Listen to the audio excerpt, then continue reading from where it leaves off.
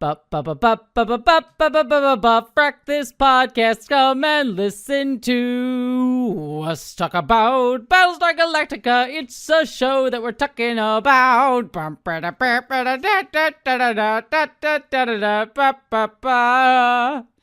Go throw a bomb at it.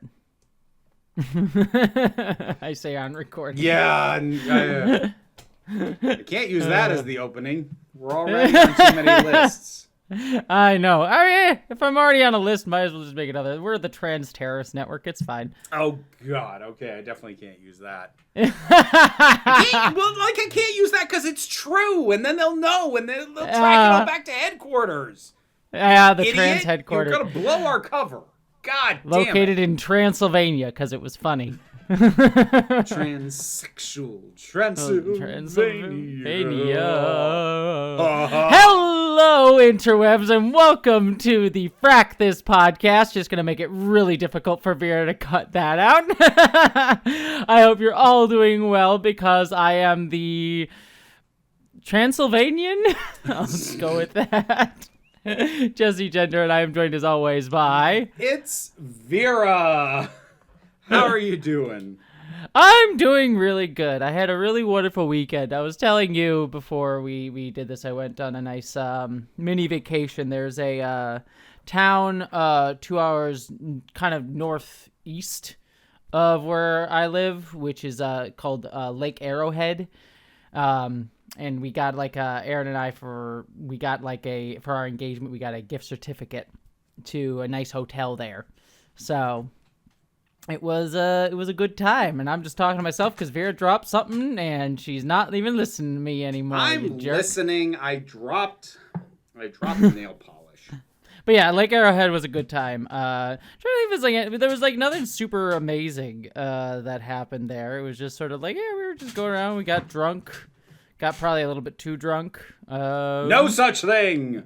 Yeah. Cheers. Yeah. Well, when it ends up with you both on your first day on your vacation sleeping into 11 because you're still hungover.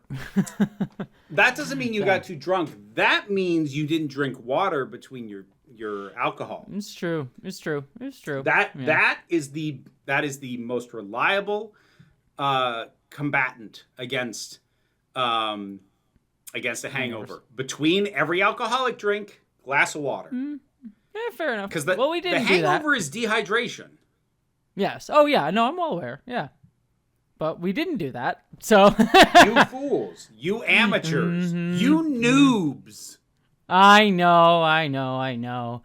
But yeah, that was about it. It was a good time. It was nice and relaxed. We got to experience some fall because fall is my favorite time of year, and we really don't get one here in California, which makes me sad. So, not in Southern California, anyways. Yeah, not in Southern California. So, but if you go, like I said, the mountains get it, so it's perfect. There you go. But yeah, that was really my weekend. I didn't really do anything else, really.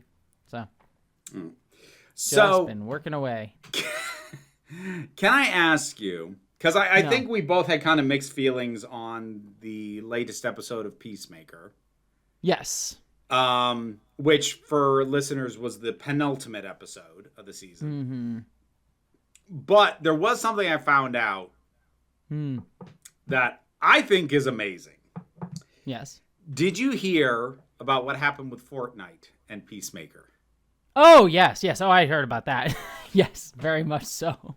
That was not even the penultimate. That was 2 weeks ago. I know, but I hadn't heard because I don't pay attention. It's really funny. I don't pay attention to Fortnite, so I guess for listeners who don't know.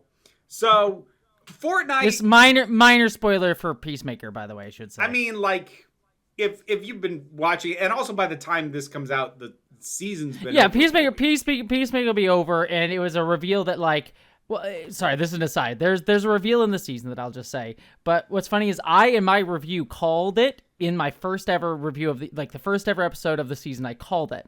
And then I keep listening to this podcast that I love. It's Decoding TV with David Chen. I've been on it a few times. David Chen's great. But they 4 episodes in had one of their contributors be like, oh, it might be this. And I'm like, and they're like, oh, wow. And they're being this is really surprising. And I'm like, really? I called it in episode 1, y'all. Anyways, sorry. So, before we get to what that twist is, so Epic, who makes Fortnite, are very fond of getting deals going with, you know, the big brands of the moment. And they'll have custom skins based off of characters from movies and TV. And they love doing custom emotes, especially new dances.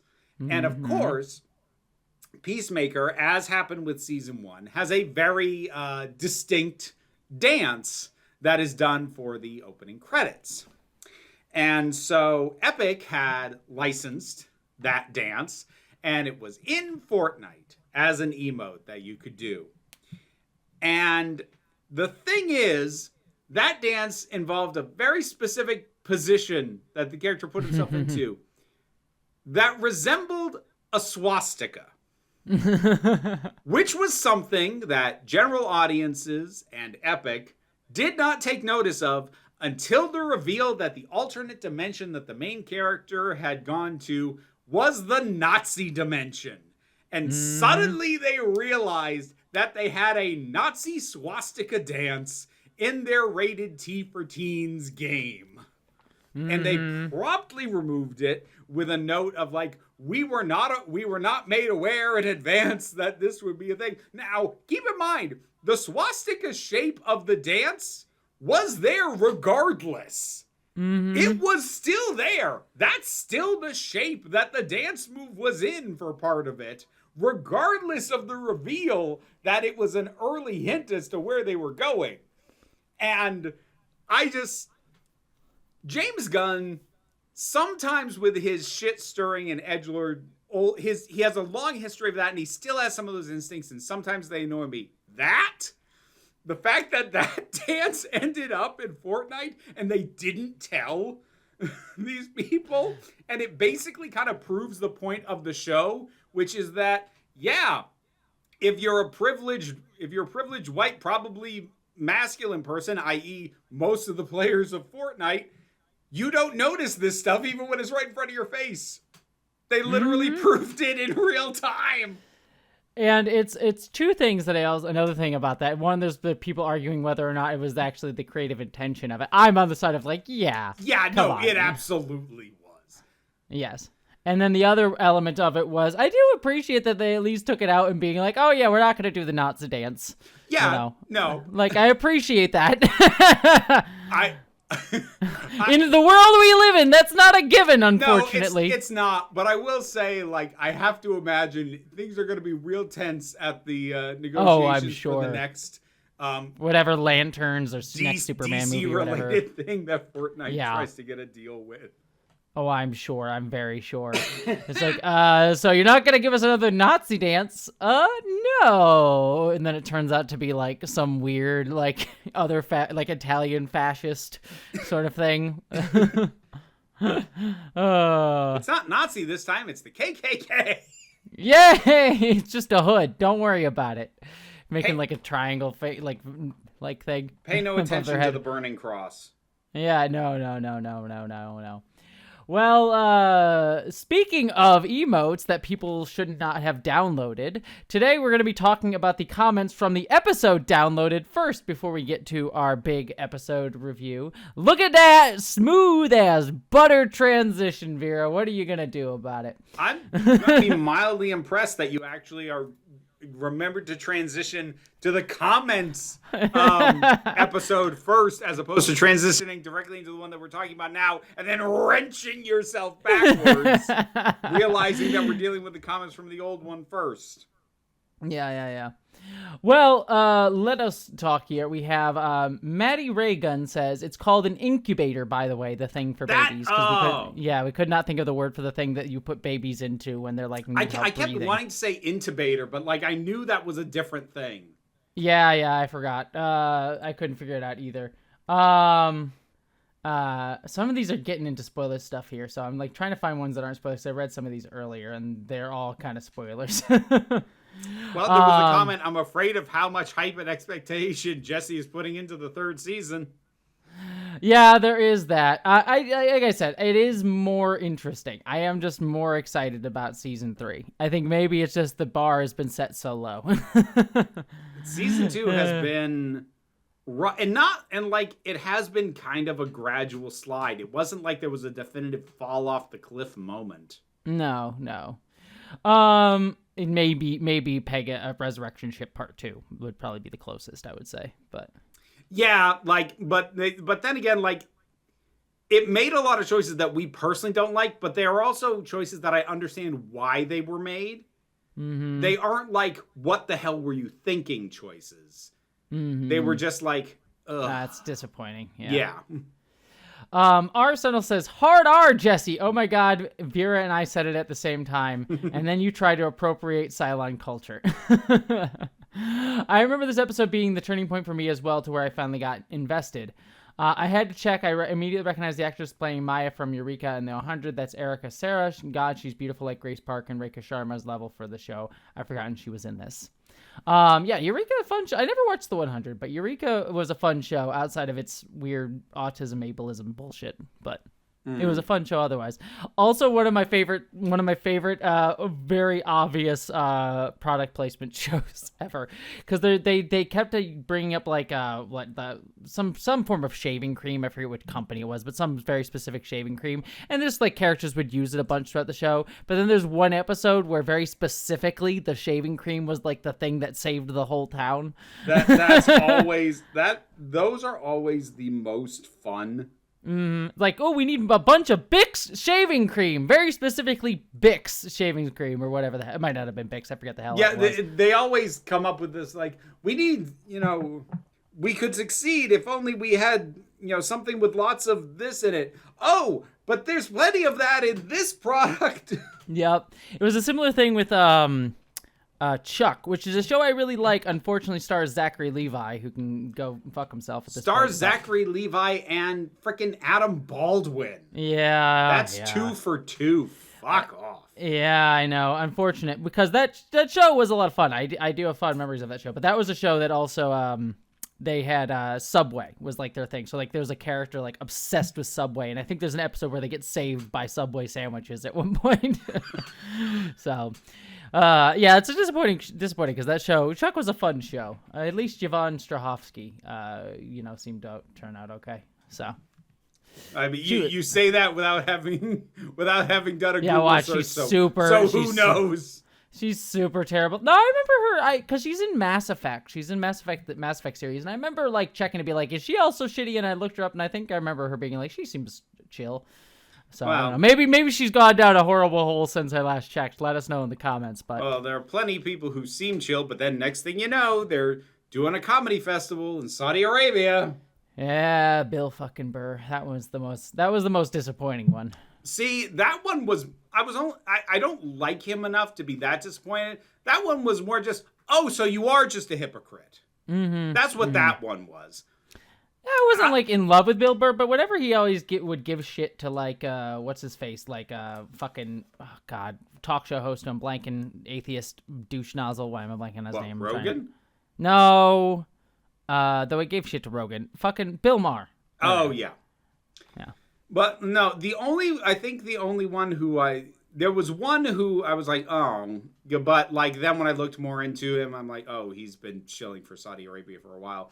But the only one that like actually truly made me go like, what the fuck, was Wayne Brady. Oh yeah. Yeah, that one, that was like, what the actual hell. Apparently there was also a lesbian comic who I didn't know. Yeah, well, apparently she gave up all of her money for it. She said she felt bad about it and like gave up her all of her like money that she made from it. I don't care. It helps a little, I guess, but no. Okay. All right. Fair enough. I don't necessarily. I'm not gonna die on that hill. I'm like, no. I'm not gonna die on the hill of it. She took the gig. Mm-hmm. She took the money. She is only giving the money back. I don't care if she says she feels bad. I don't care if she actually does feel bad. She's giving the money back because her fans are so incensed at what she did, and she's trying to buy back goodwill. Fuck off. It's true.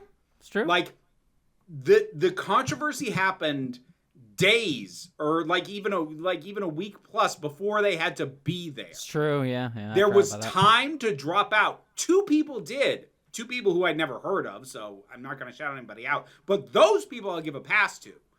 The people who said yes, but then reversed it and didn't actually fucking go there.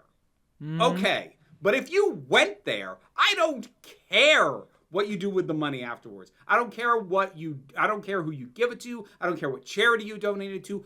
Fuck you. You knew, you didn't care, and you only realized when you got back that you were going to lose more than you got from it. Fuck off. That's fair. I mean, the one that just pissed me off the most was just, again, I mentioned him already earlier, but Bill Burr, because, like, it's just, like, not only, like, he does give the shit, but he also, like, he wrote out this whole fucking thing about, like, oh, look, the Royals loved it, and they're just normal people. I'm like, this is exactly what they fucking wanted. They wanted to be seen as, like, oh, look, we're normal here in Saudi Arabia. Like, it's totally fine. Look, we're chill.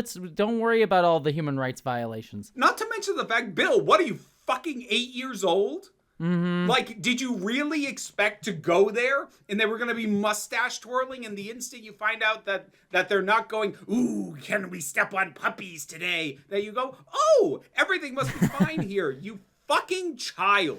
Yeah, I think he is too smart to actually believe that. No, but the fact that he said it, I'm going to call him a fucking child. And I mean, like, well, it's just conflating shit that for his own benefit, right? Of like, this is a whole other conversation, but like, it is confusing the issue of like, if he had just went to like a festival in Saudi Arabia that was like paid for by like a group there that just wanted to like bring people over and just like, oh, we want to have comics for like people here, that would be one thing. Like, you could even argue that that's subversive in its own way of like, hey, we're going to perform for like average people, but it's being paid for by the royals who have a propagandistic intent with this that you are just absolutely folding into. Fuck off with that. Like, if you've been paid for by just some like civilian group of just people who wanted to have an American comedian who they love come over, that's one thing.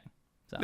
No, that was 100% different. That would be completely different. So I guess to be clear, my problem is not like, oh, no, I wasn't saying you were. I'm saying he's intentionally conflating that. But for audiences, I never would make the claim like, oh, you cannot step foot in Saudi Arabia. No, but if you are there at the invite and at the behest and being paid for by the royals, go fuck yourself. Yes. And I think that conflation is what someone like Bill Burr is intentionally playing on, of like look, like we are just racist, and look, they're just average people just like us. Like, that's not the fucking problem that we're discussing here. Like, he tried to go, look, they had a McDonald's. Who fucking cares? Like, what the heck? Oh my fucking God. It was so gross. And the only thing that I think I found slightly grosser was the deliberate, it was a combination of cope and refusal to accept criticism. But so many fans of these people before the festival happened were like, oh, I bet you they're going to go there and like talk truth to power and say how things suck here. And like, no, not a single one of them did. Like, granted, we don't have the video of every performance, but word coming out of this, not a single one of them did, because they signed a contract in advance that said what they were not allowed to say. And they said that they couldn't go after the royals. I think was specifically the one thing. They could make fun of Saudi Arabian culture, but they couldn't go after the royals specifically. I think was in the contract. And I think the general word coming out of it is they didn't even take general swipes at Saudi Arabia, even if they were allowed to. That some of them took swipes at the U.S., which, in a vacuum, fine. It sucks here. I mean, Dave Chappelle went after fucking free speech, which he can go fuck himself on multiple levels for that one. Burn in hell. For multiple levels for that one. Go fuck yourself, free speech. Oh, I'm being canceled because Netflix is giving me 20 more specials to sell my transphobia. Fuck off. Anyways, all these comedians should lay down their careers, just like our episode of Battlestar Galactica today, which is Lay Down Your Burdens, Part 2, the Season 2 finale of the show. Boom! Transition queen. I am killing it. 2 for 1, baby. That's what you all get. Anyways, let us get into our recap of the episode.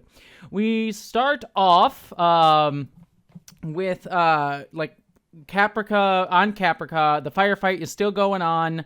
from last episodes, we even get to see some of the Centurions in the sunlight. And I just noted, I'm like, I actually don't think they look all that bad in the bright sun. It, like, actually, like, weirdly, you know, I usually say, like, CGI should be in shadows to, like, make it look better, which is true. This actually weirdly circled back around where it's, like, so brightly lit in, like, the sunny way. It actually looked fine to me. So I just wanted to note that. In general, metal textures are more forgiving for CGI anyway, because CGI has a tendency to look metallic by its nature, metallic or plasticky. So if what you're trying to use a CGI to create is already that thing, it helps. Yeah, no, it looked really good. But Anders, Starbuck, and the rest of the crew fall back up the hill that they are on. We then cut over to the Galactica, where we have Coddle talking to Callie. He's sending her back to work, and she says, "Work like this," and clearly, like, her whole face is like beat up. I think I think her jaw's still like shut together. He even makes. He says her jaw is wired shut. Yes, like, gotta love a woman who can complain even with her jaw wired shut. So yeah, boy, quit bitching, lady. Yeah,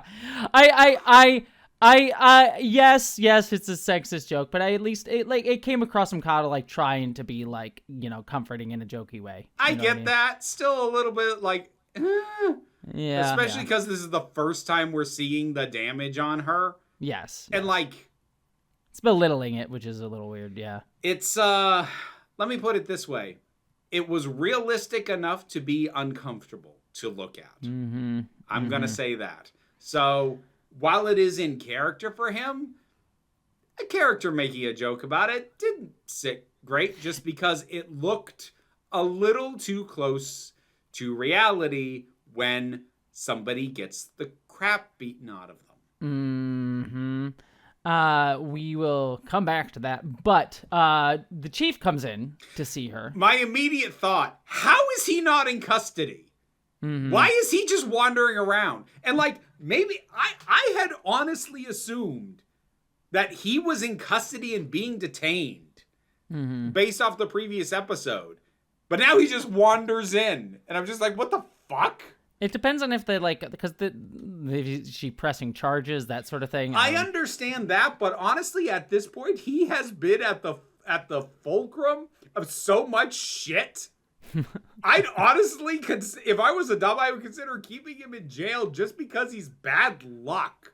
Yeah, it's like, just get out of here. How many fucking times is he going to be at the center of a shitstorm? Yeah.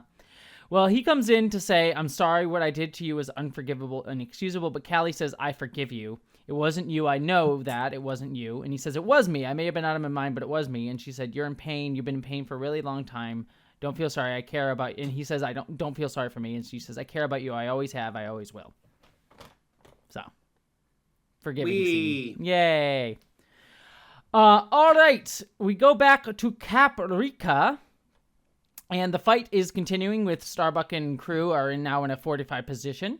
Just a small note here, Starbuck even gives Toomer a gun.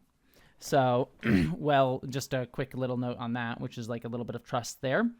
But suddenly the bombing stops, and they look out and they still see some Cylons out there. And what Toomer says is they're sending for non-lethal weapons so that they can take prisoners and interrogate some of them and send others like Starbuck back to the farm. To which Starbuck goes, we'll sit and see what they're up to. And if they are doing that, then I'm not going back to one of those farms. So you and me, Anders, she says to Anders, we have to have an agreement. And she basically says, like, shoot me if they throw the gas in, you do me and I do you. And after, like, a whole thing where, like, she pulls the gun on Anders to make it a more dramatic beat, Anders agrees to do that. So yeah. So, actually, there was one comment that I meant to find before. It wasn't on... It's a newer comment, but it wasn't on downloaded. It was on the Captain's Hand. Because somebody pointed out, because, with the Captain's Hand, we talked about the whole... we're not going to allow abortions anymore thing. And Hunter Connie wrote, "We already had an episode this season about forcing women to have babies for the sake of the continued survival of humanity, the farm, and it came to the conclusion that it is fascist/Cylon. Oh, hey, that episode was written by a woman, and this one by a man. Who could have seen that coming?" Yeah. Which is, yeah, good point. I mean, it's one more thing that, like, I really feel like should have been, and like, I'm annoyed I didn't think of it at the time, that I feel like it should have been brought up, that the instant Starbuck here is like, yeah, we're not going to allow abortions anymore, that she should have said to, I don't know, Adama or somebody, like... I mean, like, that's what the Cylons are doing. Like, that's what they're doing on Caprica. I was literally stuck into a baby farm. Or is that where we're headed with this? And, like, boy, somebody should have fucking said it. Yeah. That is odd, too, that they had mixed messages with that as well. Reminds me of Strange New Worlds being like, hey, genetics isn't destiny next season. Genetics is destiny. Yeah. you're ingrained, you have ingrained fascism in your DNA, apparently. Oh, Jesus Christ. Sorry, I didn't mean to bring it up, but it's just one of those, like, no writers are talking to each other about the messages of their shit, and it's weird. So. Yeah, it's so irritating. Yeah. But so I'm just gonna point this out here. So this entire cliffhanger big combat fight that we had as the cliffhanger for the previous episode, fucking pointless. Yeah, very much. Absolutely freaking pointless, because we're gonna find out in a few minutes the Silents are just gonna fuck off. Mm-hmm. They're just gonna fuck off and leave, and there was literally no reason other than they wanted a big cliffhanger moment for a fight to have started. It actually makes less sense that happened. Yeah, it's also Doctor Who or Farscape coded, where it's like, oh, we need a little cliffhanger, so we'll just knock what's his face, Ben Browder, off a cliff for a second, and then he'll get right back up next episode. I love Farscape, but yeah, that one episode where just he literally out of nowhere, the last 30 seconds, a space snake knocks him off balance, and so he's hanging by one hand off a gantry or something. Yeah. It's like, really? You were that desperate for a cliffhanger? Okay. Yeah. I mean, it's a literal cliffhanger, so there you go. All right. We then cut back to the fleet, and we learn Roslyn on the Colonial One is down 2 points in the election. And you know, she's kind of getting pissed off about this, like saying it's really stupid, it's short-sighted. And Tori says he's got the only issue that people care about, and she's like, and Rosalind's like, yes, the fracking planet. Excuse my language. Settling on this planet will mean disaster, and I will not say otherwise to win an election. And Tori says, as you wish, Madam President. And so she says, Rosalind says, I guess you should start packing up my office unless you have some super secret backup plan. And Tori says, cryptically, there's always a backup plan. Mm-hmm. There was one very specific thing that she said that I wrote down. I'm like, oh, if you only had any idea. Because she's all frustrated. Is like, and she says out loud, are people really that short-sighted? Lady, you have no fucking clue. Oh yeah, this whole episode I'm just like, yeah. Because when we back during season 1, and when we were watching season 1 was much more when Elon Musk was doing his fucking Doge bullshit. Not to say that Elon Musk isn't a problem anymore, he very much fucking is. But like, it was more directly in our like conversation at the time. And you said something about like, oh, are we getting President Musk? And I'm like, kind of. Yeah. I mean, Musk at the president is downgraded to just trying to cancel Netflix because to hide from the fact that he was in the Epstein loser. files as well. So yeah. Yeah. God. Mm-hmm. Like the fact that his main talking point for riling up anger against Netflix is a show that Netflix itself canceled 3 years ago. I know, and it's so because I reached, because Hamish is a friend, the guy who I know, he's a friend of mine, so I reached out to him to see how he's doing. He's doing all right. He's frustrated with the whole fucking thing, but he's just like, this is like the 4th time. Yeah, because like Ben Shapiro, when the show was on, was pissy about the same exact scene years ago. It's very manufactured. It's just a very manufactured thing. So it's absolute bullshit. But yeah, Hamish is doing great. And listeners, if you do not know Hamish Steele, he is the creator of Dead End Paranormal Park and the comics Dead Endia, both of which you should watch. They are fantastic. What is very funny, I will share the story. This is an aside, but I will share the story very quickly. So the whole thing with Dead Endia and Dead End Paranormal Park that they're all getting pissy about. Is like, oh, look, it's introducing transgenderism and made-up pronouns and everything to our kids or whatever. Which it's, it's just teaching kids like being trans is okay and just as much a part of the story or whatever. But it is very funny because my partner's family are very right-wing, and they have younger kids, so I specifically bought Dead Endia for their younger kids to introduce them to trans and autistic and, like, queer characters at a young age. I think you'd even told me that. Yeah. So, like, yes, yeah, like this, and, like, to a degree, yeah. This is me pushing transgenderism on the kids. This is pushing the radical idea that trans people are human beings. I know. Oh, my God! What a shock. Anyways, I just found that funny because they're pushing transgenderism as the kids, and I'm like, I did technically use Dead Endia to introduce trans issues to a kid, but like in a way that's accepting and healthy and normal, but whatever. Anyways, we then cut back to Caprica, where we see the crew still holding out, and they've been waiting 18 hours. They are saying like they could have overrun us at any point during the night. They must be up to something. I will say I just noted there like some creepy music here. But Starbuck says, this thing of like, what do we do if we're there? It's like, do the same thing we always do, fight them till we can't.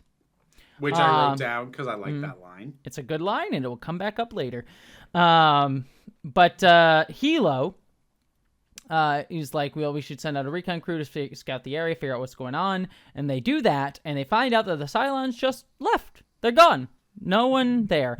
And then all of a sudden, someone steps up, and it is a character I'm going to call Brother Cavill 2, who comes out and begins a prayer. So yeah, and we cut to at that same moment, Brother Cavill 1, the one that we saw talking to the chief as his like therapist last episode, giving a prayer session to Roslin in the fleet. So it's revealed that Cavill is indeed a Cylon. Yep.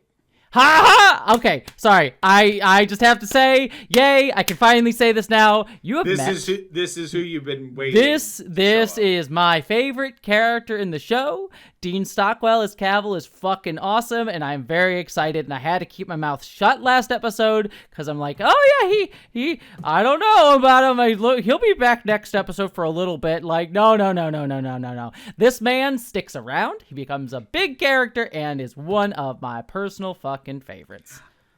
I love that last episode. He had a line like, well, I'm a Cylon and I haven't seen you at any of the meetings. Yep, exactly. I love that. I love that so much.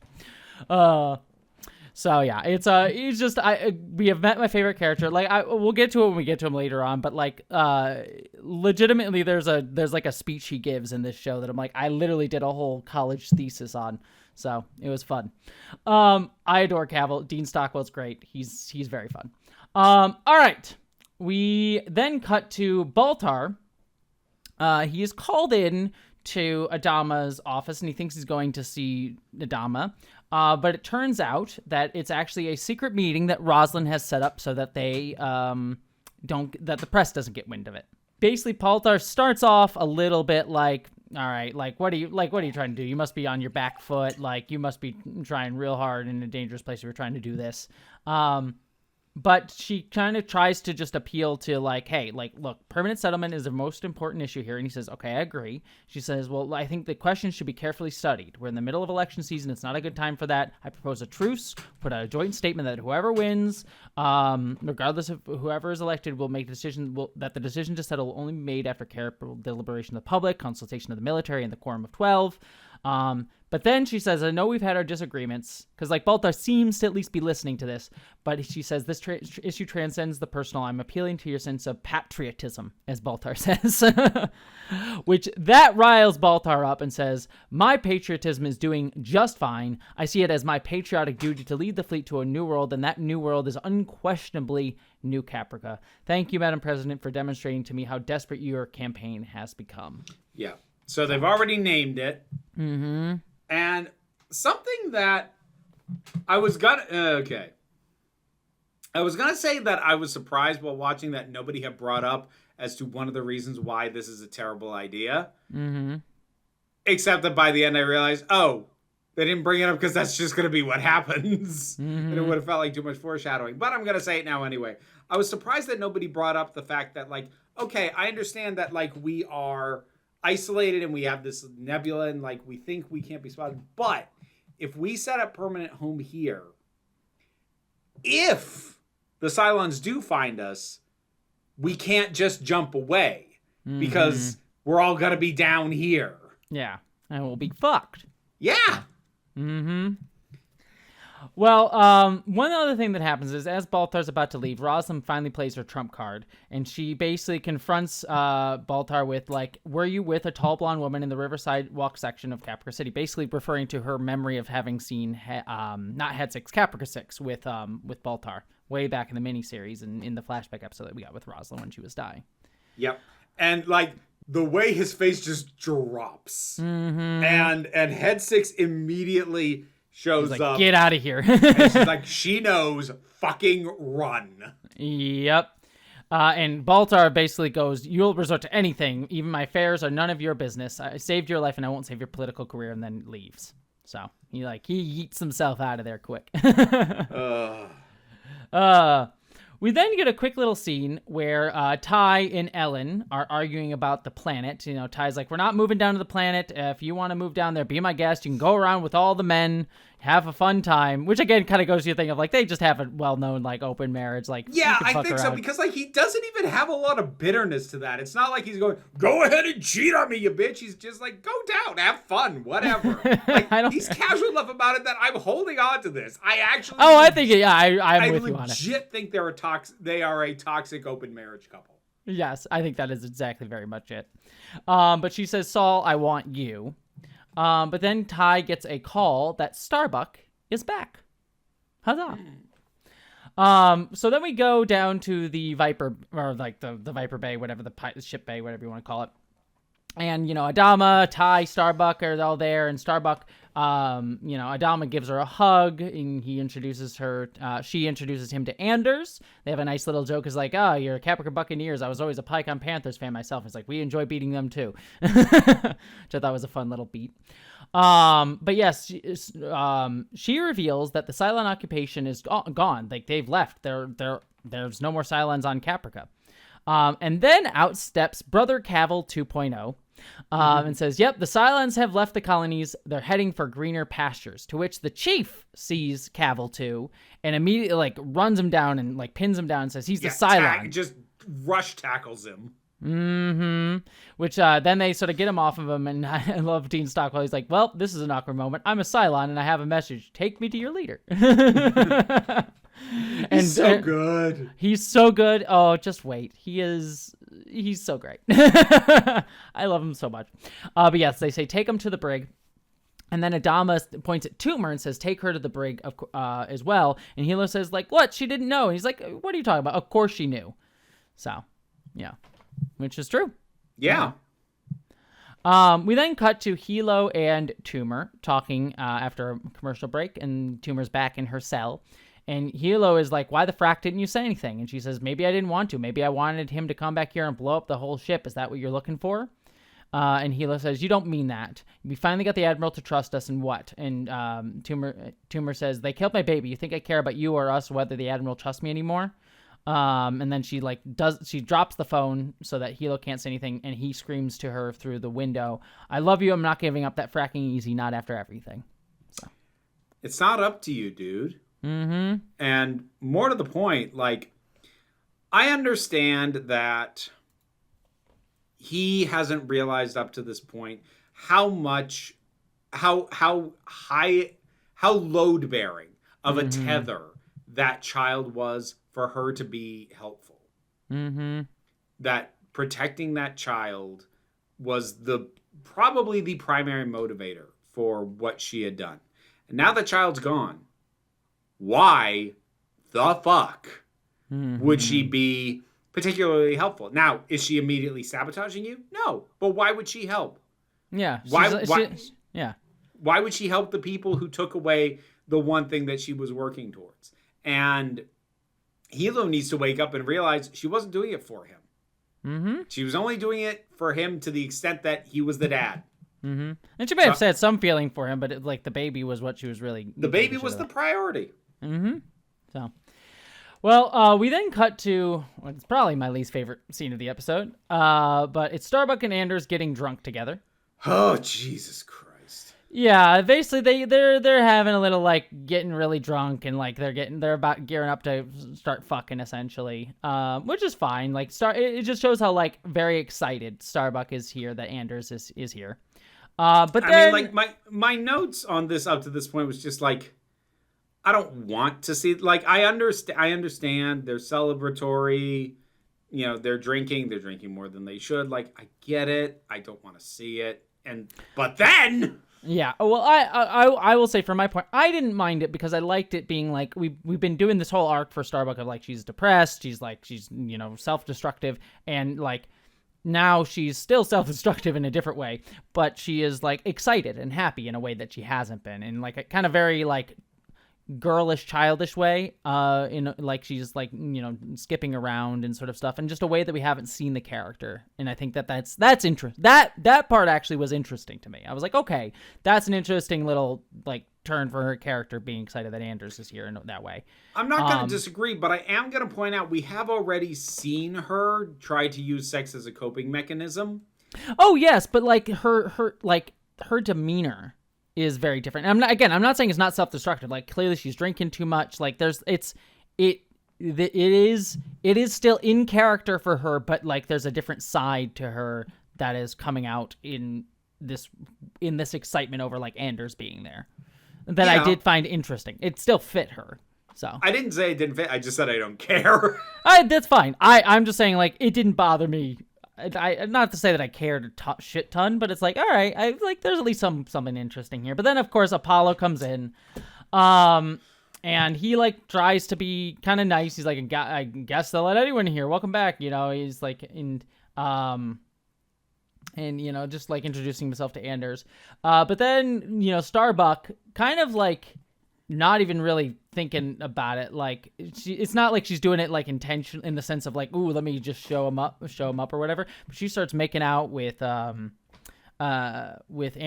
like, really, really long, and Apollo is clearly, you know, feeling awkward, and also I'm sure the implication is, like, he's got jealousy feelings about her for it. And then she, like, Apollo's like, yeah, no, I'm doing fine. Cause, like, she jokes, like, when are you going to get yourself a girl? And then Starbuck just jokingly, but it clearly gets under Apollo's skin, says, oh, well, you still fracking Duala, you know, and, like, young girl sort of thing, you know, that sort of, all that stuff. And then she goes, which clearly bothers Apollo. And then she goes back to Anders. They're so into each other, and Apollo, like, sort of awkward, like, all right, guess I'll let myself out. And it's just very awkward. Yep. So, yep. I hate it. Yeah, don't love it either. It's just like, what are we doing? What are we doing with these That was two? my literal note. What are we doing? Yeah. Like, we've done this beat. Mm-hmm. We have done the stupid jealousy shit between these two. Why are we rehashing this nonsense? I know, it's very annoying. Well, then we cut to Roslyn in the brig with Cavil 2, and he says, I'm here to deliver a message. After that, I don't care what you do with me. And then one of my favorite moments is Cavil 1 gets brought into the room. He's like, I'm not a fracking Cylon, like, and then he sees the other Cavil, and he goes, oh, well, okay then.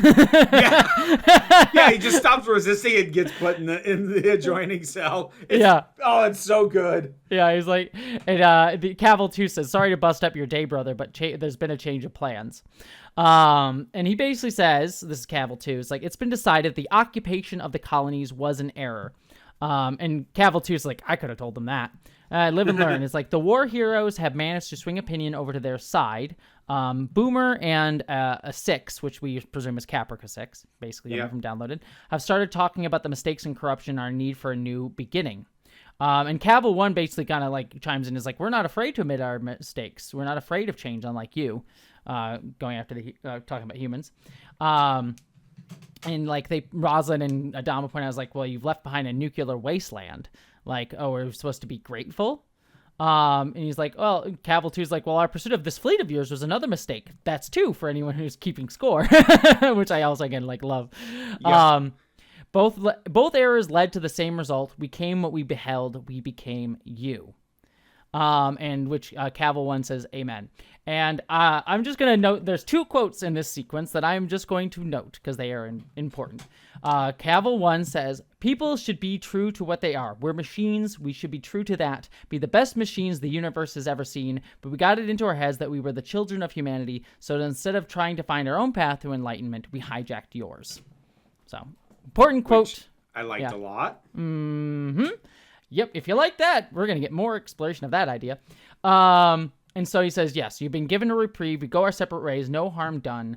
And Dom's like, no harm. You completely annihilated our race. He's like, well, if you're going to start pointing fingers.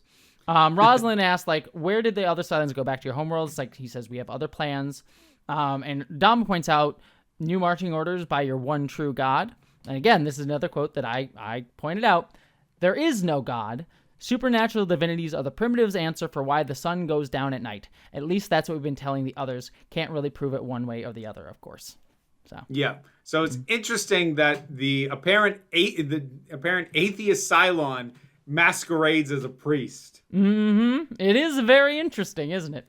So yeah, just keep those 2 quotes in mind because they are very core to Cavill. So, God, I love him so much. It's just 2 scenes of this episode, but I love him so much. Anyways, and Rosalind says, you know a way to prove it? Throw them both out the airlock and let them see if there is a Cylon God. So, and we don't see them again in this episode after this. No, we do not. So, I don't know if she did throw them out an airlock. We will see. I mean, I know we're going to see Dean Cavill Stockwell again. I just don't know if it'll be either of these 2. Yes, I will not say, but we will see Cavill again, like one of the models. All right. We then cut to Election Day. We see that basically the votes are being tabulated on the Galactica with Gata is sort of running the room, Duala's there, and Ty is also there overseeing things. We have an election announcer who's sort of announcing things on the radio. It's the same one who moderated the debate. Mm-hmm. And he's basically like going over like what like the numbers that have been. He also points out that Zarek filed a complaint of the use of military involvement in the election, and they came to a compromise with civilian monitors and Galactica providing security. But as the vote stands, Baltar is in the lead with about 22,000 votes, closer to 22,000, and Rosalind at about 18,000 votes. So he has a clear, distinct lead. But then during this, we see Tori, who was with Rosalind on Colonial 1. She goes off to, while she's talking to Rosalind, and she makes a call to Ty. Only 5 ships have been left to report in. Now is the time to move. And we then see Duala is actually in on this as well because she helps intercept the ballots coming from the last one of the last ships to get their votes in from the Zephyr. She signs off on it, but basically what we know is that she trades out the box of votes with another one that are more for leaning towards Rosalind. Yep. So, and so we then see the results come in. And Rosalind wins, basically 24,000 to 22,000. Rosalind has retained the presidency, and Rosalind celebrates, and all her crew celebrate. But we cut to Zarek and Baltar, and Zarek says, I've seen a lot of elections, guys. Most honest, a few fixed, and you can always tell the fixed ones because they don't make sense, and this doesn't make sense.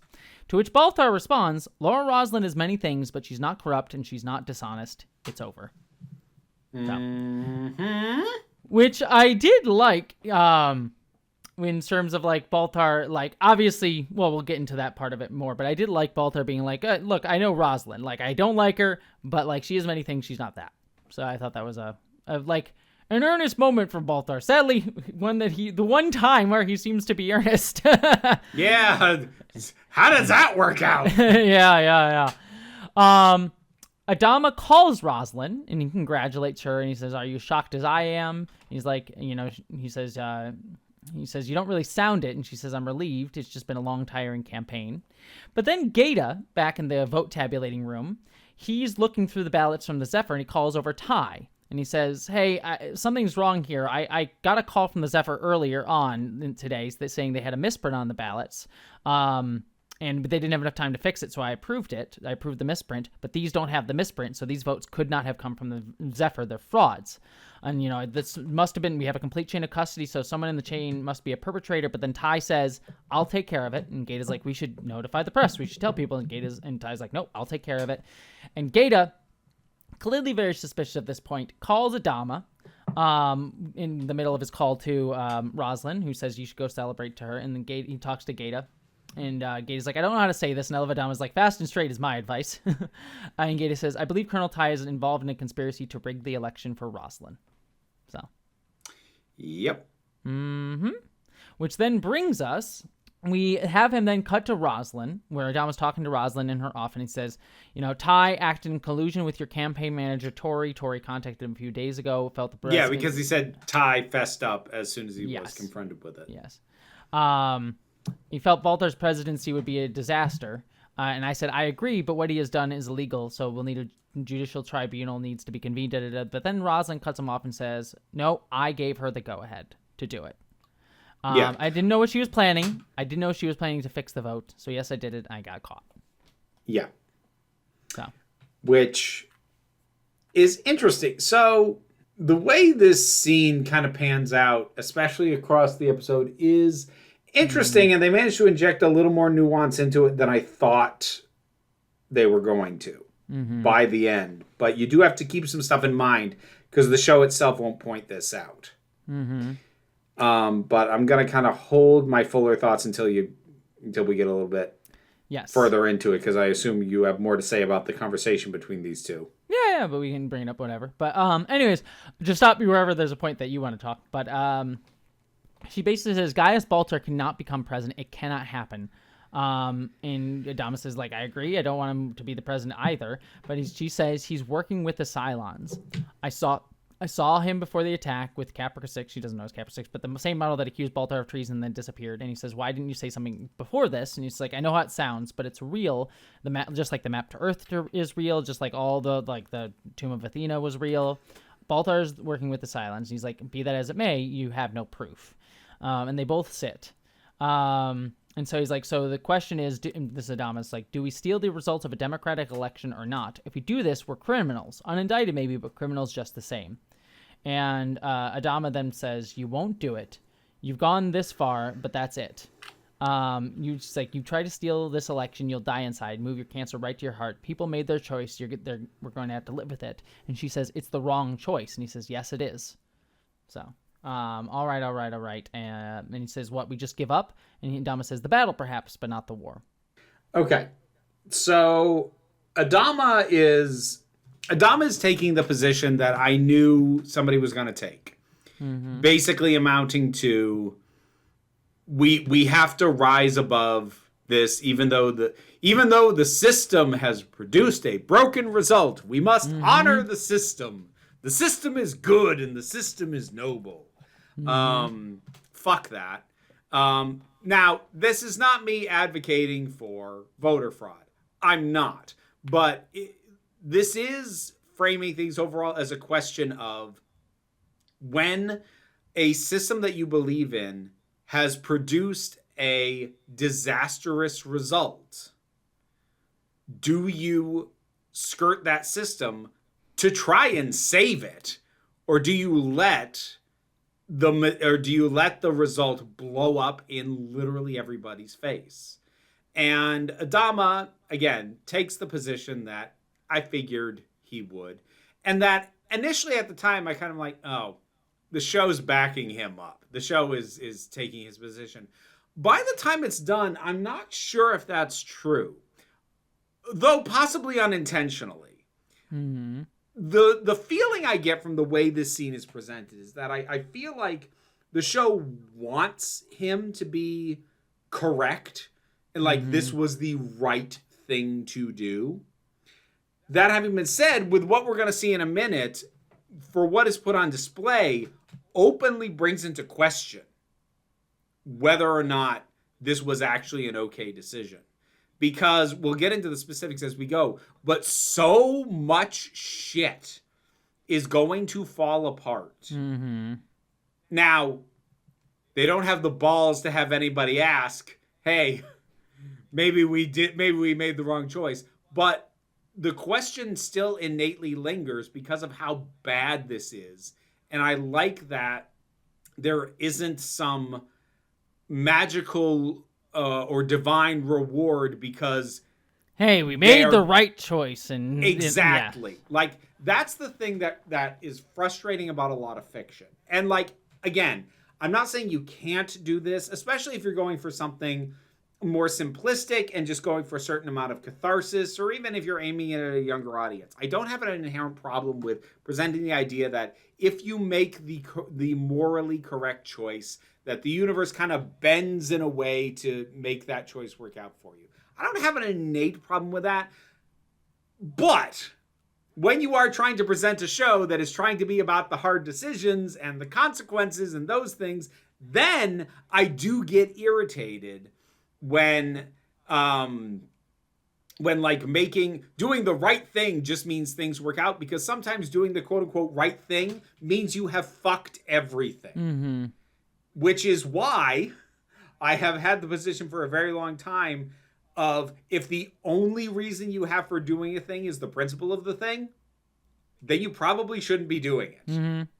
Now, that's not to say principles have no value, but I'm a pragmatist. Yeah, they should let principles guide you. They shouldn't be the only thing. Yes.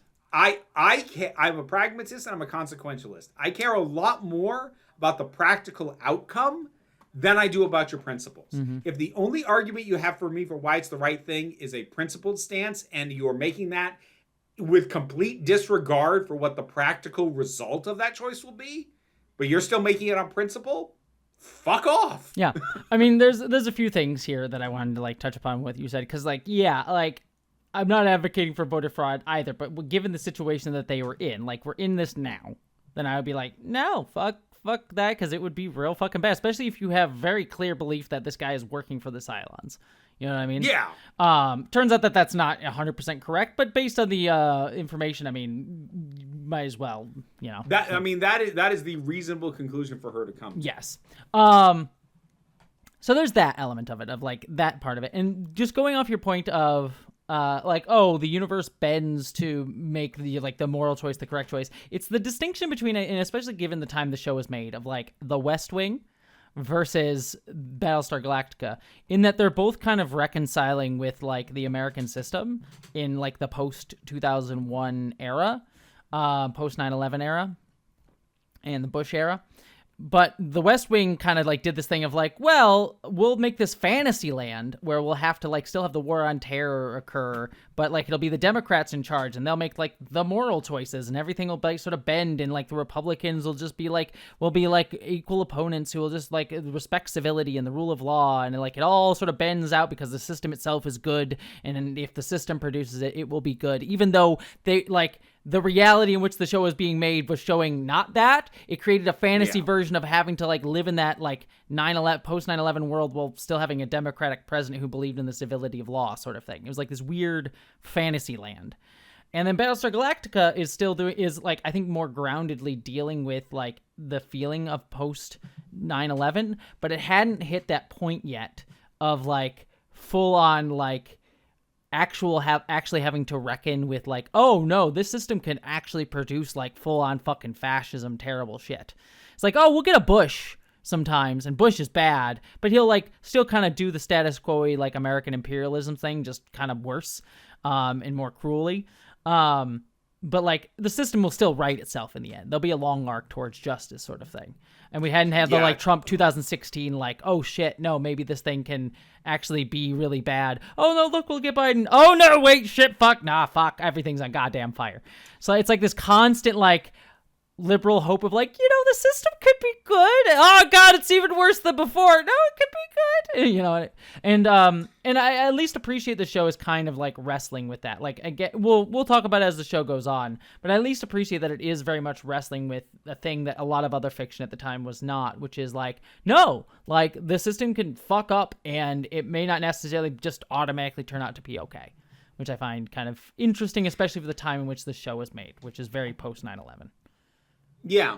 And so, like I said, like we'll get into more of this as we go, but for what happens at the back half of this, we are presented a reality where everything is worse. Mm-hmm. And even if the show doesn't have anyone actually ask the question, should we have actually gone ahead and stolen that election, it is a question that the situation itself brings up, mm-hmm. which is already more than I was kind of expecting from the show, to be honest. So that was a pleasant surprise. Mm-hmm. And this is all why I'm an anarchist. No permanent power structures. It all needs to be impermanent and not consolidated in institutions. But that is a thing for another day. All right. We then cut to Adama telling Baltar what happened. But he doesn't say who did. He says there was an error that was discovered and corrected. You're the president. And Baltar, kind of rightfully pissed off, is like, what kind of tabulating error could have happened on your ship? There will be an investigation. And Adama's like, I suggest you take your victory and you leave it at that, Doctor. To which, like, I think Baltar says, like, he has like a pause. Says, I think you'll find I can make magnanimous in my victory. I believe the correct honorific is president-elect set a course for New Caprica. So it's like building up his ego and saying, oh, it's just I'm being magnanimous here. I think the real thing that went on his head is like, yeah, maybe I don't touch that. Yeah. It's like, regardless of anything else, buddy, you do still need the military. Yes. I think is basically what he's trying to keep, like, Baltar's trying to save face here, but he's like, yeah, maybe I don't push Adama. Yeah. And like, he is in a situation where he can't just replace Adama. Mm-hmm. There is not a pool of qualified command leaders to just replace him with. Mm-hmm. And if you do, then they just die, apparently. Yeah. Yeah. So then they're in orbit around New Caprica. All the ships are there, and everyone's. Adama says, "God, get a good look at our new home. God help us all." But then we go over to Cloud 9, where Baltar is with Pegasix, and he's basically being like, "I won't be able to see." He seems very excited and kind of high on his own supply. It's like, my new position. Oh, look, I haven't really thought about it. Well, we will still have chance to connect and get together on New Caprica. But then Pegasix says, "I'm not going." He's like, what? Every last single one of us is going to do Caprica. It's our chance to be together. And she says, no. And he gets up. I can't do this anymore. Basically being like, I'm done. If I can't get my way. But then she says, stay. And then she undresses, and you can see the scars that she has from her torture. And she gets naked, and they sex, as I wrote in my notes. Yes. They sex it up. But this is cut between Baltar getting sworn in with them having sex. And Pegasix is listening to Baltar's inauguration speech while looking at the nuke. And right as Baltar, after his swearing-in ceremony, says he's going to sign an executive order to begin the settlement of New Caprica, Pegasix decides to die by suicide and blow up Cloud 9, as well as several other ships. Also, the shot where that blows up, it also, like, hits the camera. So, like, there's, like, the camera goes spinning, so it's, like, implied that, like, all the shots that we're seeing have been, like, in-universe, which is kind of weird, but... Yeah, like I don't super love when things do that deliberately. Like I'll give a pass when like it's like part of a TV show or whatever. Yeah. Well, no, I'll give a pass when like a stunt happens and like I don't know, some blood from a squib like hits the camera or like dirt gets kicked up and hits the camera. Like that's fine. But when they go out of their way to like bring attention to the camera, I'm like, what are you doing? Yeah, that was weird. So why do you think that's clever? Yes. And yeah, this was the second time I wrote down what are we doing? Oh no, sorry. This time it was the fuck we doing. I'm assuming you're talking about the sex stuff. Well, both because initially I was like, why did she do that? Mm-hmm. And because I didn't really feel like I had enough of a grip on her as a character really feel comfortable saying why she did that. Mm-hmm. At least at the time it happened. There's a thing later, but at the time it happened, I was like, why did she do that? And the sex scene, I super didn't need. Yeah, I definitely didn't need that. Yeah, super didn't need it. Well, what's the thing that happens later? Because I don't know what because I can give my interpretation of why I think she did it, but I don't. What's the thing that's later? So, jumping ahead slightly, It's fine. The Cylons are going to show up. Oh, yes. And the way they found the planet yes. was the residual radiation from a nuke having been let off, which couldn't have been a natural event, and so they went to check it out. Mm-hmm. So your thinking is that was her reason? I am more comfortable saying that she did that so that the Cylons would eventually find this place than I am with most other conclusions I could come to. I think that was part of it. My read on it was that she didn't want to fucking deal with this guy or go down to New Caprica or just have anything to do with it, and so died by suicide was kind of my reading on it. Yeah. Which I don't love, to be clear. That part of the reason I don't want that one is I find it gross. Mm-hmm. Whereas her choosing to set off the nuke because it'll accomplish something else, I'm more comfortable with, which is probably why I am leaning on that notion more. I don't doubt that what you are saying is probably in the mix, but I hate that. So I'm kind of disregarding it out of hand. This is like, we can read it whatever way we want. I think the intention is probably a little bit of both, I think, is the intention of it. Now, if you want it to just be fully that it's just blow up so they could detect it, then we could do that. But I think it's a little bit of like, she's suicidal, and also this would help the goals of the Cylons, so she does that. So yeah. And see, I don't like her being suicidal because, oh, great, she's too damaged to live. And let's be sure we show her scars one more time before. Yeah, like, do you see why I don't want that? I don't want to go full devil's advocate on this one, because I'm not necessarily saying I like this. Let me put it this way. I'm not saying I like this, but I like this slightly better. In the sense that there is a read on it where she was good with living until this point where Baltar kind of makes it clear that, like, no, you're doing what I say. And to the point where, like, she's like, no, I am not going to New Caprica. And he's like, no, we're all doing this.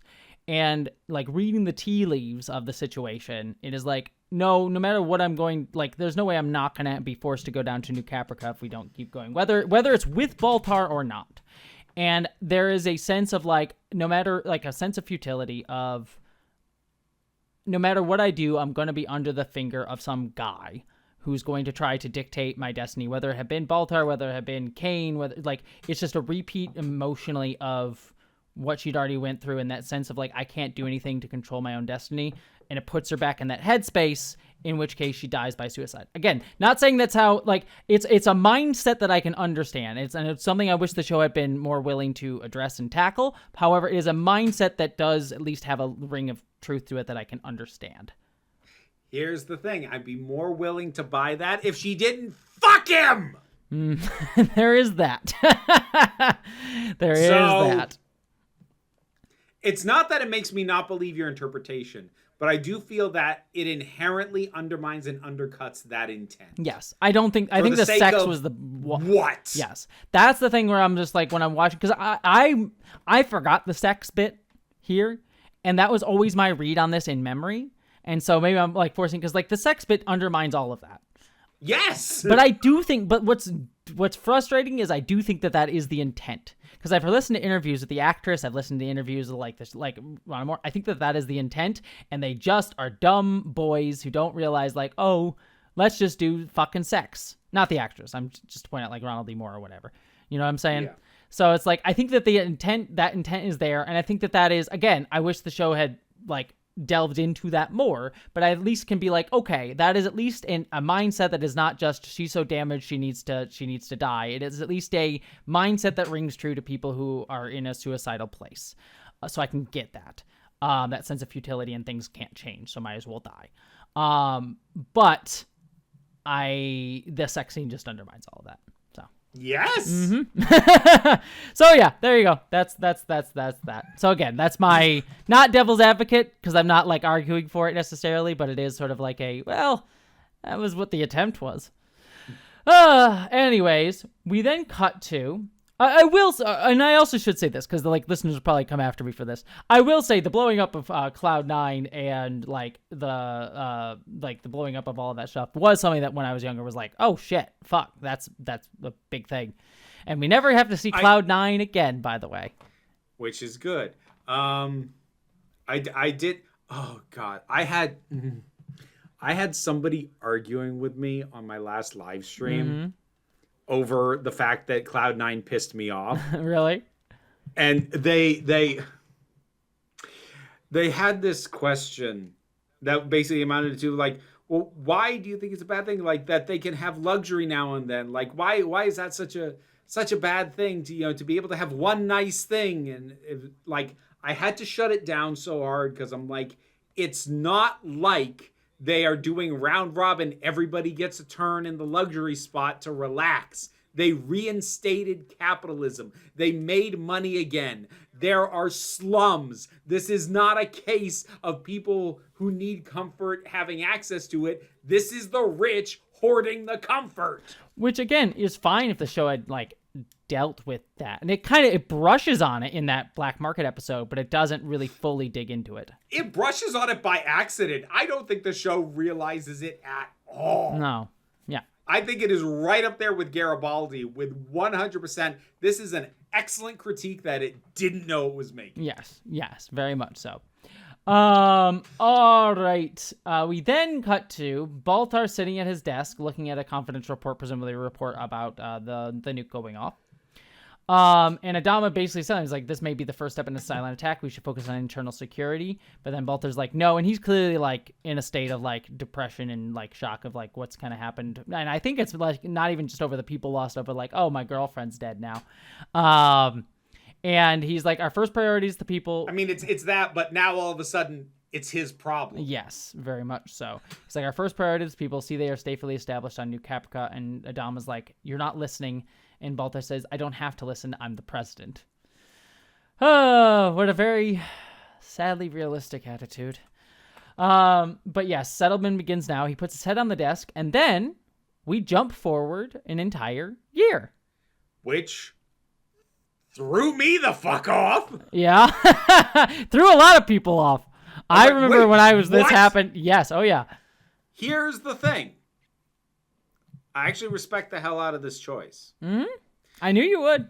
Especially because, this makes the point that, again, I'm not even sure the show realizes it's making, but this makes the point of how letting Baltar take the election, fair or not, fucked everything. Because we jump to a year later, and he's still, we come to him in the exact same place, at the desk, on Colonial 1. Now, Colonial 1's just parked on the planet, but he's still in it because there's nowhere else for him to be. It's a fucking tent city. I don't think he necessarily explicitly promised this, but he swept into power on the notion and the hope of, we can just rebuild the life that we had back at Caprica, here on New Caprica. It's sure. With what resources and time and labor? There's not that many of you. Even fewer of you have the skills to get this done. Do you think you're going to have skyscrapers and corner cafes in 6 months? Because you're not. And it really hammers that in by jumping to a year later and showing us this gray, squalid place with fires in trash barrels and people in fingerless gloves and beanies just trying to stay warm. This place fucking sucks. And I love the 1 year later jump because it makes the point like this place sucks and it's not getting better. Mm-hmm. If it was going to get better, things would have started getting better by now. But it still looks now how you would have expected it to look a week after they landed. Mm-hmm. Nothing is better. Nothing has improved. And I really, really respect the hell out of using that time jump to make that point that hard. Mm-hmm. Very much so. And I will also say, I mean, obviously there's another twist in this that comes at the very end of the episode with the Cylons that we mentioned. But I will say this does not get erased quickly. Like, this isn't a we're done after the season premiere sort of stuff. So. I should hope not. One would hope, but given where we were with Resurrection Ship. Oh, fuck. So I it was just one of those things, like, I'm not saying we're never going to get back to space and stuff, obviously, but I do like that this sticks around, because when you were talking about, like, Resurrection Ship and, like, frustrations with the show, like, constantly resetting back to the easy status quo, I will say this show does not do that with this, which I do really appreciate. This has very lasting consequences that reverberate well for the rest of the series. So, yeah. Yep. And I will be very curious to see what those are, because I got to be honest, by the end of this episode, I'm not sure what the show is anymore. Told you, season 3 gets more interesting. But, like, in an intrigued way. Yeah, season 3 gets more interesting. Yes. All right. But we have the jump forward. So a few things here too I should point out, because we talked a little bit about the jump forward in Baltar's office, but Gaeta is his aide, which is very important. That'll be a big thing going forward. It's basically his version of Tori or Billy. Yep. And Baltar, has like a bunch of women behind him, which again, and they're like wearing like, lingerie. And again, we're just talking about the juxtaposition here of like the tent city outside. So there is a class element that I think the episode is a little bit more aware of here, and will also start explicitly being discussed too as we go into this. Did you also notice the decorum in the president's office? Oh, I noticed he had a big picture of himself. He's got a big portrait. He has these 2 big-ass flags either side of the door that goes back to the bedroom. Mm-hmm. I don't remember those being that prominent before. No, it's almost if it's very fascism-coded. Yeah, a little bit. There's just a lot more stuff. It looks less like a workplace, like a desk to do work at, and it looks more like a desk to present power. Mm-hmm. To make himself feel like a big boy. He needs to give a big speech, call all of his generals back to give him a big speech. Yeah. Again, the show is not inaccurate in a lot of ways. Depressingly. Yes. But yes, and the other thing that he is complaining about, speaking of, is unions. He basically, because Gaeta's like, hey, the union wants to talk to you. Baltar's like, fuck the unions. How many Cylons have attacked since I took office? Which is not what the unions are worried about at this point, my bro. But that's what he's relying on as like a look, I'm a good president. He says, I will round up the union, tell them the union leaders if they don't stop, I'll round them up their leaders, and I doubt they'll like that very much.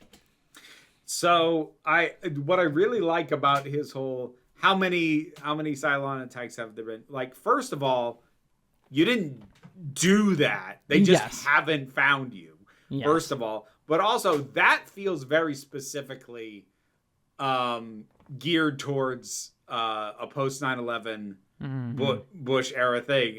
Because like beat the terrorists. Yeah, I don't think Bush himself actually tried to make this claim openly, but certainly his supporters and those backing him were all like, well, they haven't attacked us again since, so he must be doing a good job. Yeah, okay, but everything else is fucked, but the terrorists aren't back. Yep, very much so. And I also like it because it is just a non-response to the thing that he is being asked to discuss too. You know what I mean? Yeah. Like the unions don't care. We're talking about workers' rights right now. Yeah, we have on the ground problems. He's like, silence. I made the trains run on time. No, you didn't, fucker. Yeah, Nobody did. The trains never ran on time. They never. Well, they ran on time in the sense that they changed the times, so it made it look like they arrived on time. Yeah. Which is an actual true story. Italy literally changed like the arrival times to be like, all right, look, they came on time. Yeah, because you changed the clocks. Anyways, we cut to the Galactica and Pegasus in orbit, and we learn that it's day 380, so it's been a little over a year. Adama has a mustache. It looks way better than his flashback mustache. Yes, which looked fucking terrible. Yes. And the Galactica is kind of in disrepair. Like, there's flickering lights that Adama seemed concerned about. Yeah, and there's, like, almost nobody on it. Yep.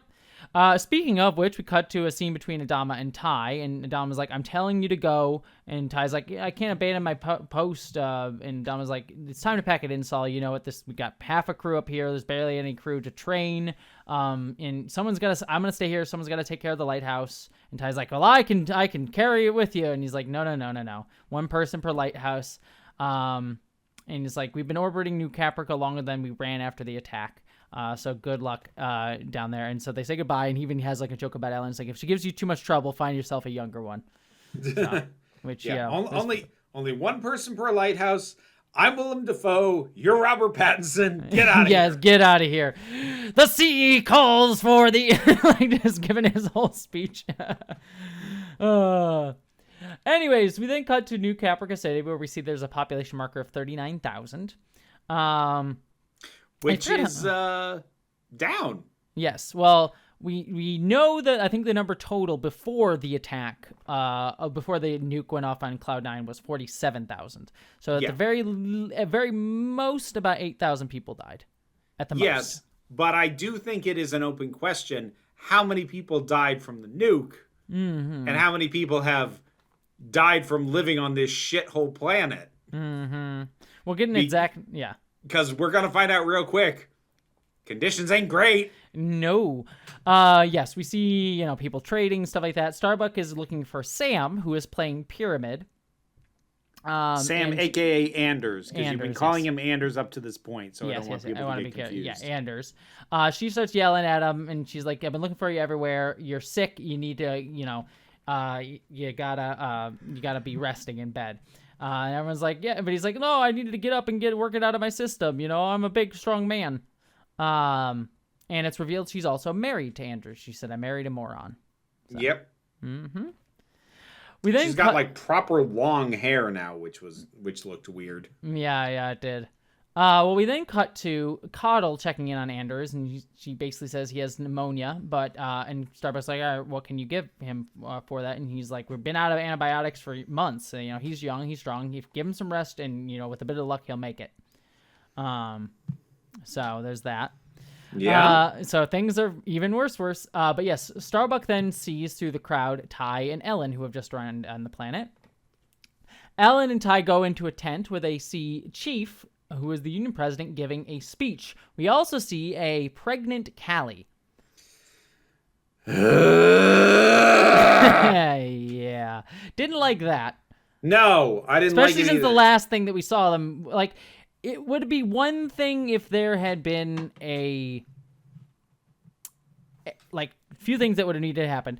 We would have had to see he's not her boss anymore, which is possible. We could see that he's no longer the chief.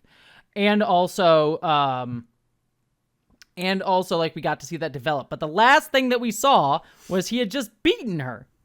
Yeah, accidentally, but he did. The last time we saw them, she had a swollen face and a wired jaw because he beat the shit out of her. And now I understand that a lot can happen in a year, but because you didn't show us that, you are instead showing us beaten woman pregnant by the man who beat her. Yes. Fuck off. I know that's not the intent. I know that's not what the message they're trying to send. That's the optics of what you did. Fuck off. Plus, pregnancy story again. Like we fucking did. God damn it. I will say this gets way less focused. No, shut the fuck up. I I hate romantic entanglements for this exact fucking reason. It always ends to the point of like, oh, this means we can have a marriage drama or an engagement drama or a pregnancy drama. We're like, how about fucking none of it? Because none of it's why I watch this fucking show.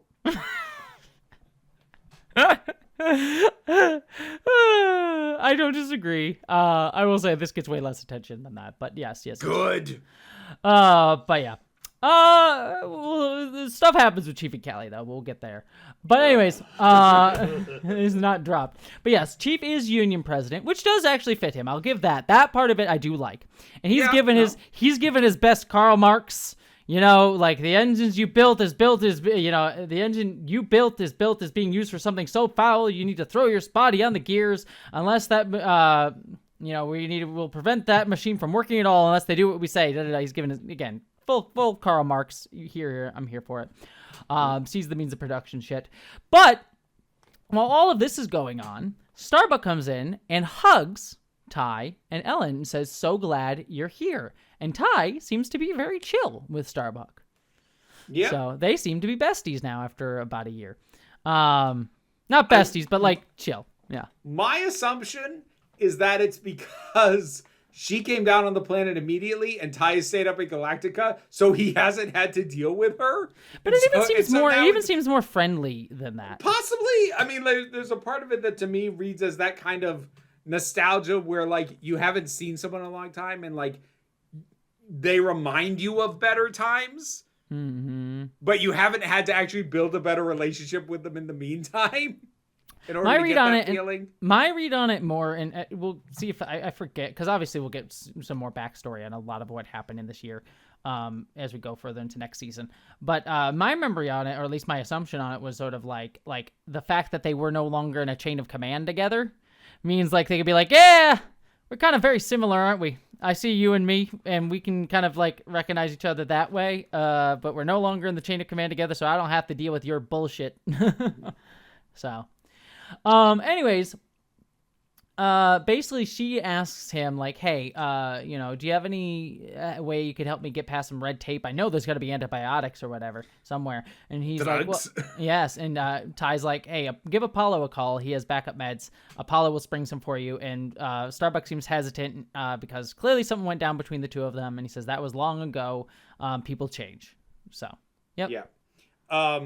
Let me just say this up front since you brought it up. I'm going to tell you right now, I am not particularly interested in flashbacks filling in the year. I like the leap forward. I like the implications. I think most things have been laid out to give me a pretty clear path of where things have been, at least in the general sense. I, for one, don't need the goddamn details. Well, I'm not going to spoil because it's not in the way that you think. Well, that is the kind of thing that I can be turned around on if you tell a particularly good story by doing so. That's usually my asterisk. But my usual reservation about stuff like this is I don't think you will. I won't spoil necessarily, but I will say we do not like immediately get like here's every single thing that happened in Flash, like just a very overt way of doing that. That does not happen in the show. So. Okay. All right, we then cut to it's seamlessly here where while the chief is calling for a strike, we cut into I forget her name, but Hera's adoptive mom, the lady who adopted the Cylon baby without knowing it. She comes into another tent that's nearby, and she's apparently the teaching assistant with Roslyn, who is now working as a teacher for the kids of New Caprica. And Hera's mom basically says, it looks like President Balder's got some problems, and Roslyn says, well, the president problems are not our problems. And it's clear she is running a very good school for the kids. So Yay! And we also get to see Hera's mom take up her baby, who she's calling Isis right now, not baby Jesus. And basically just reminding us that, like, that baby's still alive and around and very near to Roslyn. And then we go to Starbuck, who goes into an old Raptor that's sort of parked on New Caprica, and she calls up to Apollo on the Pegasus. One thing we have to note here, it's not as obvious here. We'll get more awareness of it of next season. Adama is wearing a fat suit, which bad show. Oh. So, yeah. Yeah, no, I didn't catch that. I think it's a little less pronounced here. They make it more obvious in the next season. Oh, fuck off with that. Yeah. So, yep, Fat Suit Adama, which, just to shout out to listeners, go and listen to our friend Sarah, who is known as the Fat Culture Critic is what her channel is. And I always want to keep saying Costume Codex because that's what her channel used to be called. But she is called the Fat Culture Critic here on YouTube. She has a wonderful video about fat suits and why they are bad and offensive. As well as you just follow her channel generally. It's really great. So. Sarah's great. Yeah, she's talked about it a few times. I've talked about it once. It's like if you want some of the short bullet points, one, it very similar to how when you cast a cisgender person to play a trans person, no matter what the performance is, it innately implies that trans people are really cis underneath.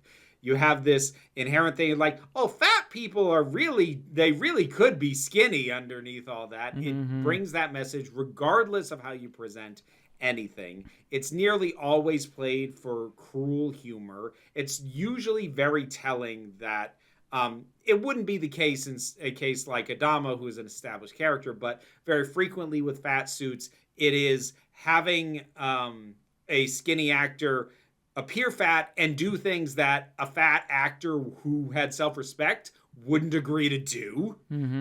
And there's also just, in this particular case, very relevant, just the kind of fucked upness of using got fat as a shorthand for times are bad. Times are bad.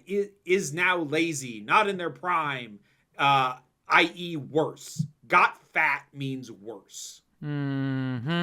So yeah, don't love that. It was a thing that even at the time of the show was heavily criticized. So at least there was that part of it. So. Like, speaking as someone who has gotten fat in her old age, it's not worse. Fuck off. All right. So I just at least wanted to mention that Duala is his second in command of the Pegasus. Worth mentioning. Lee's second in command. Yeah. Yes, Lee's second in command on the Pegasus. Because we just spent like a minute talking about the other Adama. Yeah. Excuse me. Oh, sorry. I'm talking about Lee. Lee is wearing the fat suit, is what I said. Not. Yes, Lee is. Oh shit! I didn't notice that at all. No, sorry. Billadom is fine. Billadom is not wearing a fat suit. Lee is wearing the fat suit. Oh, I didn't even catch that. It's not it's not very prominent. I noticed they gave him like a real unflattering haircut and like greased up his hair. No, Lee. Sorry, I should have been clear. Lee is the one with the fat suit. Billadom is not wearing a fat suit. He just got the mustache. Okay. Oh fuck, that's even worse because they took like the fit young guy, and so that fuck off, that's worse. Shit. Yeah. Anyways, yes, Lee is got the fat suit. Duala is his second in command. They get a call. Obviously, Lee is very reticent to talk to Starbuck, but Starbuck is sort of basically like being like, hey, I you have antibiotics. Andrus is sick. He might die. But before Apollo can say anything, Duala starts noticing that they pick something up on Dratus. And they basically see a bunch of ships coming at them, and it's a Cylon fleet.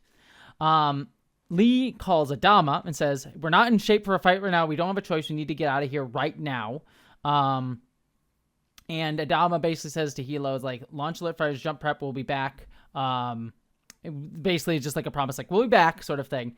And the fleet jumps away, abandoning New Caprica. Which does kind of like beg the question, what was the point of even having them up there? I mean, show security. I mean, yes, like that. It was security theater is what it was. Yes, very much so. Yes. But yes, we then cut to Gaeta running to Baltar and says, hey, the Cylons jumped into orbit and the fleet jumped away. We see Cylons flying overhead, and Head 6 says to Baltar, Judgment Day. We see a bunch I kind of found this funny because, like, you had said women plural, but the first time we saw Baltar in here, there was just one woman in the back, like, getting dressed. Mm-hmm. But this time when Gaeta comes in, there's two women with him on the couch. Yes. He's like, I'm extra depressed today. Get me another woman. Bring them both in. I should have mentioned that was the other thing that I really liked about the year jump is you could tell how much Baltar fucking hates this job. Oh yeah, he fucking despises it. Yeah. Oh, we're gonna have fun with Baltar.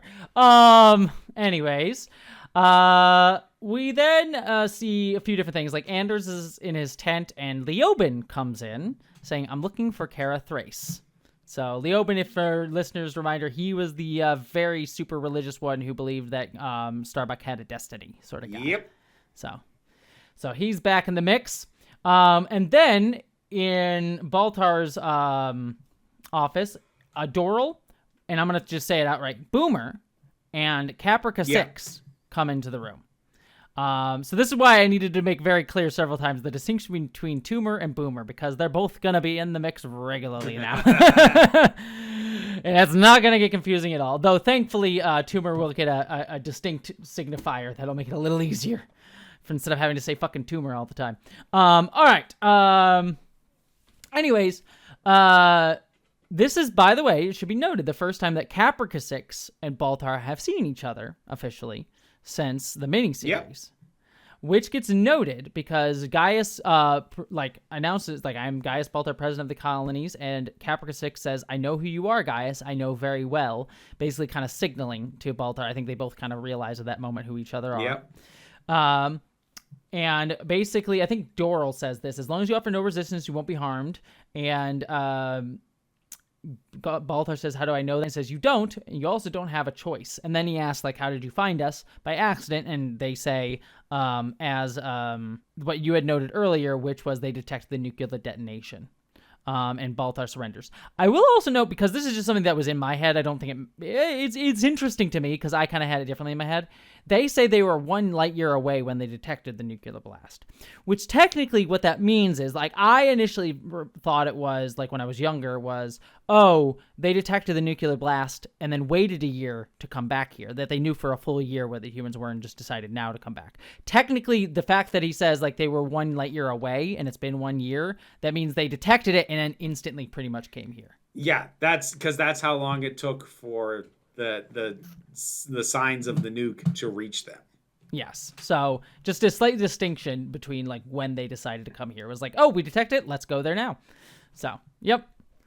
And yeah, so Baltar surrenders. The silent occupation essentially begins as you see a bunch of Centurions walking through the tent city. And then Chief says to Starbuck, "What do you want to do now?" And Starbuck reiterates the things you said at the top of the episode, the same thing we always do: fight them until we can't. Yep. So, yay! Occupied new Caprica storyline. And that is how we end out season 2.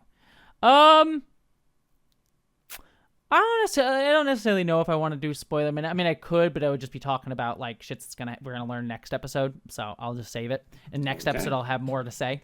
Or actually technically 2 episodes now, because just for listeners' notice, I'll say this now. Next week we are gonna not be watching the season 3 premiere. We're gonna be watching The Resistance, which is the mini-sode thing that released between seasons 2 and 3. So be aware of that. All right, what did you think of the episode of Vera? Obviously I had my notes. Mm-hmm. Stop with the fucking sex and romance stuff. Just stop. Mm-hmm. Here the thing. Honestly, the random women who were literal set dressing for Baltar, I'm okay with. I'm okay. That made total sense. It was clearly just a hollow thing for him, and it was presented as such. That's fine. But the rest of it, fuck off. Stop. Just stop. And again, I do wonder how much the show is aware that it successfully undercut the normal thing of make the morally correct choices and good things will happen to you. But it did undercut it, whether it meant to or not, and I will take that. I will, just on that note, what I will say, and this is from slight memory, I think it is, I would argue it is very aware of that. What will remain open, and I'm just saying this because I personally do not remember. Though given the time this came out, I have an inkling of probably which direction it will be. But whether or not that will lead to a larger questioning of the overall system as a thing and the need to change it or reform it or do away with it entirely, whatever option you so choose. I don't know if the show does that necessarily. I yes. Yes. But I will say it is. I think especially where some stories go, it is very clear that it is self-aware that this was bad and should not happen. And the year jump is real ballsy, and I like the overall shape of it. Some of the specifics I don't care so much, but like the overall shape and the decision to do that and the overall purpose of it, I can get behind. Mm-hmm. Yes, and for my thing is like this is again where I'm like I don't necessarily know if the show will fully improve from here.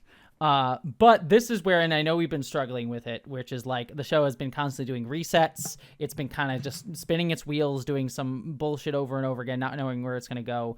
This is where the show actually is like, okay, we're going to start doing things with consequence. We're going to start doing some different things. We're going to explore different areas of it. I mean, I'm not spoiling too much by the very end of this. Like we're having the Cylons just be more regular characters on the show, which means we're going to explore the Cylons' point of view and their disparate thinking on things. Which you've already seen notes of even in this episode with Cavill come up. So it's like from here on out, I'm sure I'm going to still have many an issue with the show going forward, but it is a part of the show that gets way more interesting to me for a lot of different reasons, and that I am very excited about because of this. And this is what I was kind of waiting for, because it's like I don't think it's going to like fix all of your problems, Vera, with this show, but just by the nature of what this is and the fact that the show does not back away from it, and that this has lasting ramifications further into the show, for the rest of the series, I think it makes it's distinctly more interesting of where it's going to go. Again, not to say it's going to fix everything, but it is more interesting. It will be definitely more interesting to discuss than it has been the back half of season 2. So, and we get to meet fucking Cavill, Dean fucking Stockwell, who is with this show to the end, and I fucking love him.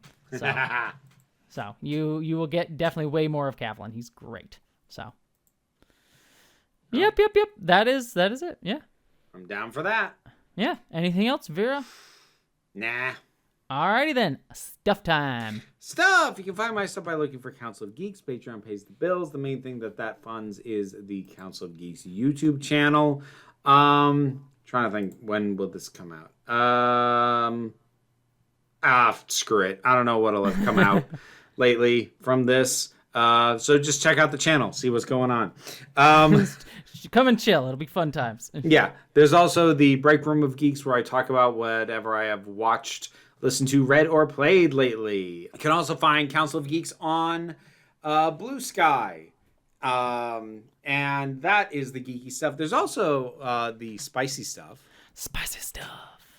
And for that, you can look for Vera Wild. Vera Wild. I was informed by a listener that when they tried to demonstrate the voice that I used to two of their partners, they got a very immediate and very positive response. So you are very, very welcome. Well, interesting. You can find increasingly spicy Vera Wild content. Increasingly spicy Vera Wild content on YouTube. YouTube. TikTok. Blue Sky. OnlyFans. ManyVids. Clips for Sale. Fansly. And Pornhub. You know you want to. Go check them out. And you can find me at Jesse Gender on YouTube, where I have video essay style of stuff. Coming out tomorrow as of this recording, so it'll definitely be up by you or listening to it, is a video about Strange New Worlds Season 3, but also why Strange New Worlds is basically a centrist fantasy of today, just pushed into the future of Star Trek. So check out that video. It's a longer one. I also have a Patreon that helps me pay my bills that has 2 other additional Star Trek related video essays that'll be up by then. That'll also be coming out probably not until November / December, but will be on Patreon already right now, which is one on the Ferengi. And then also one on why tech billionaires like Star Trek. So please check out both those videos. I'm very proud of both of them. I also have a secondary channel called Jesse Gender After Dark, where I do my own news, reviews, reactions. Obviously, I'll sort of be doing similar stuff as Vera. I actually just today recorded. It'll probably have to come out closer to when this comes out because there's a delay on it. But I just recorded an interview with Mike McMahon who is the showrunner of not only Star Trek Lower Decks, but Solar Opposites season 6, which is coming out again around the time that this recording comes out. So check that out. Nifty. Yeah, no, Mike's great. He and I talked about why I believe his writing is inherently queer. And he was very much down for it and actually seemed to understand what I meant by that, and not just meaning like, hey, you have a lot of gay characters in your show. Is like, no, you're like, these are people who are ostracized from the systems, and the system is the problem. And I was like, it's a cis white dude who understands. There are a few out There are there. a few. Mike is, having met Mike a decent of times in real life, and I do know him as a person. He is one of the good ones. All right, he's my if I have to save one, he'll be my token cis white straight dude to save, when the trans apocalypse finally does come. But anyways. Yes, check that out. Patreon, I already mentioned that. I'm on Blue Sky. I'm on Instagram. I'm also on Nebula, which is a streaming service that houses my movie identities, as well as the series Subliminal that I directed an episode of that'll be coming out later next year. That is everything. Anything else, Vera? Nah. Alrighty then. With all that said, I hope y'all, my friends, live long and prosper. Be seeing you.